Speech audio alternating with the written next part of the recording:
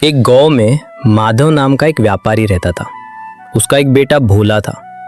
माधव का बादाम काजू बेचने का व्यापार था। माधव की सेहत कुछ ठीक नहीं रहती थी, इसलिए वो अपने काजू बादाम शहर में बेचने नहीं जा पाता था। एक दिन माधव उदास बैठा था। भोला बाहर खेलकर घर आया तो उसने अपने पिता से पूछा, क्या बात है बापू, तुम कुछ उदास बैठे हो?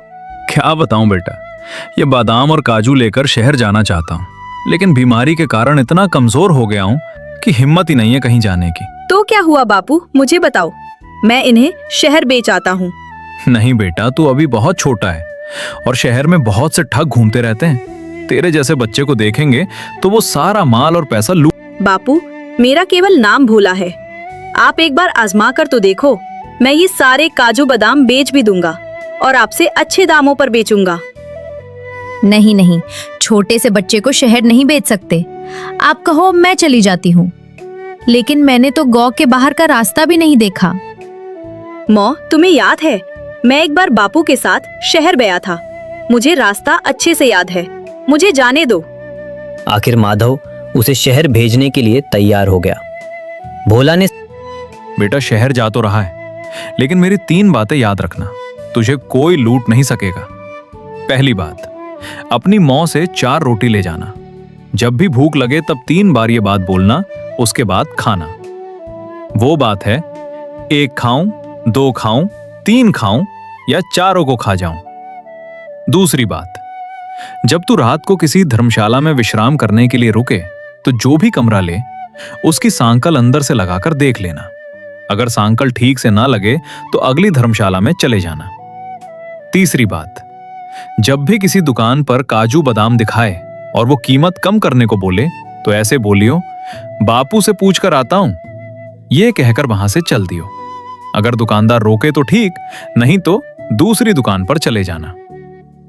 भोला ने सारी बातें ध्यान से सुनी और 4 रोटी और 1 प्याज लेकर एक पोटली में मेवा भरकर शहर पहुंच जाता है। शहर पहुंचते पहुंचते उसे शाम हो जाती है। तभी उसके पीछे 4 बदमाश लग जाते हैं। भोला इस सब से बेखबर एक अंधेरी गली से जाने लगता है।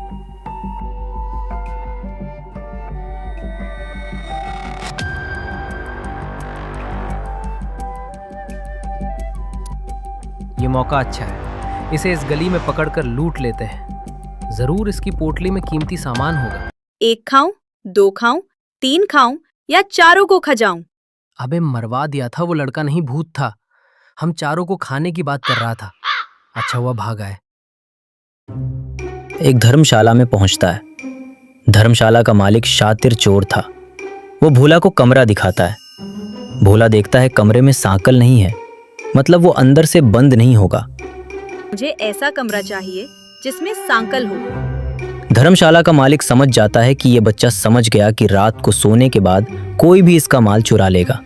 वो कहता है, बच्चे, ये कमरा सबसे अच्छा है और इससे भी अच्छी बात है, ये मुफ्त है, इसका कोई किराया नहीं है। आगे बहुत सी धर्मशाला हैं, बहुत महंगी हैं, यहाँ मुफ्त में मिल रही है तो नखरे कर रहा है, चल भाग यहाँ से। भोला आगे एक धर्मशाला में कमरे की सांकल बंद करके देख लेता है और कमरा लेकर चैन से सो जाता है।